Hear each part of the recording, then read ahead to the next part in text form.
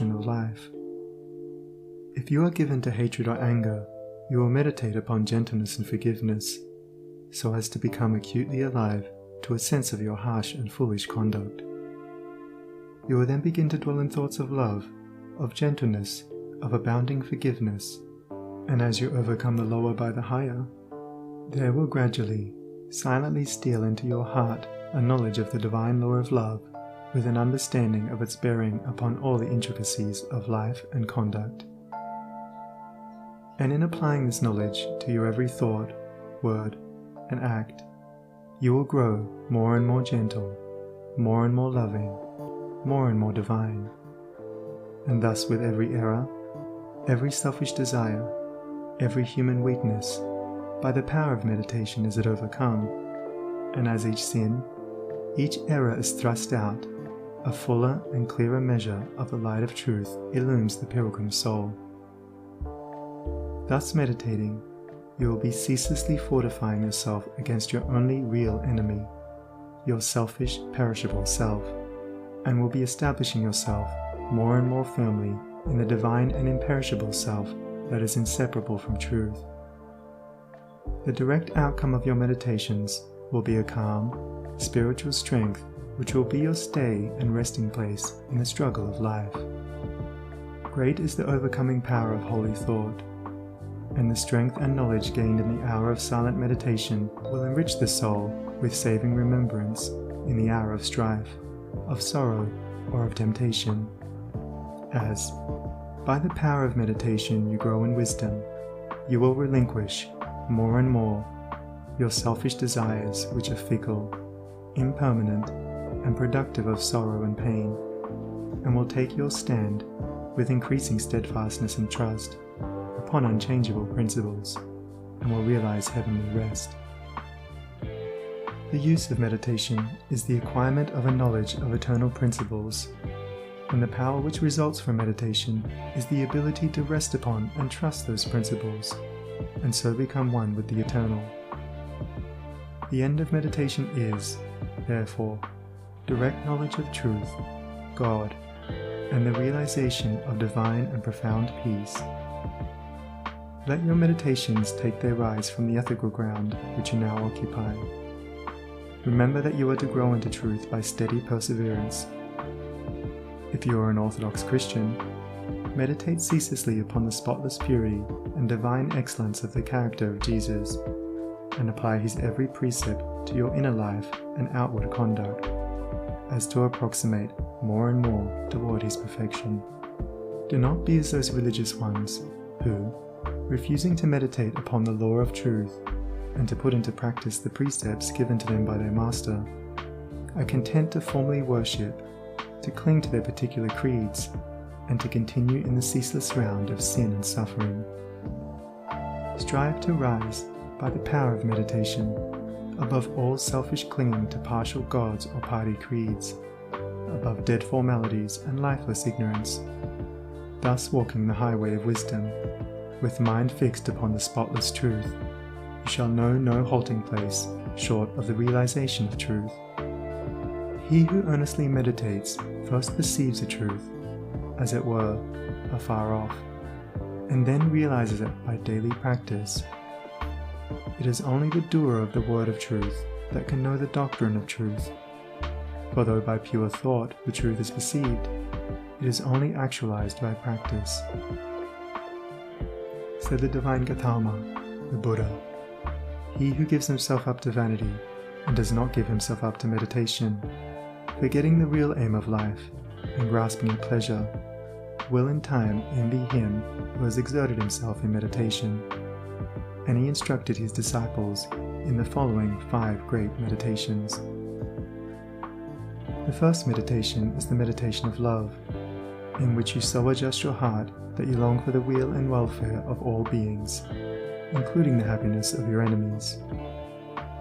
The second meditation is the meditation of pity, in which you think of all beings in distress, vividly representing in your imagination their sorrows and anxieties, as to arouse a deep compassion for them in your soul. The third meditation is the meditation of joy, in which you think of the prosperity of others and rejoice with their rejoicings. The fourth meditation is the meditation of impurity, in which you consider the evil consequences of corruption, the effects of sin and diseases, how trivial often the pleasure of the moment, and how fatal its consequences. The fifth meditation is the meditation on serenity, in which you rise above love and hate, tyranny and oppression, wealth and want, and regard your own fate with impartial calmness and perfect tranquility. By engaging in these meditations, the disciples of the Buddha arrived at a knowledge of the truth. But whether you engage in these particular meditations or not matters little, so long as your object is truth, so long as you hunger and thirst for that righteousness which is a holy heart and a blameless life.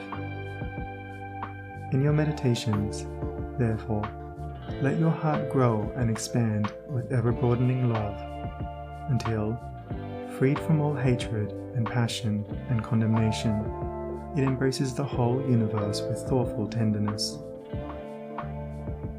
As the flower opens its petals to receive the morning light, so open your soul more and more to the glorious light of truth. Soar upward upon the wings of aspiration, be fearless, and believe in the loftiest possibilities. Believe that a life of absolute meekness is possible. Believe that a life of stainless purity is possible. Believe that a life of perfect holiness is possible. Believe that the realization of the highest truth is possible. He who so believes climbs rapidly the heavenly hills, whilst the unbelievers continue to grope darkly and painfully in the fog-bound valleys. So believing, so aspiring, so meditating, divinely sweet and beautiful will be your spiritual experiences, and glorious the revelations that will enrapture your inward vision.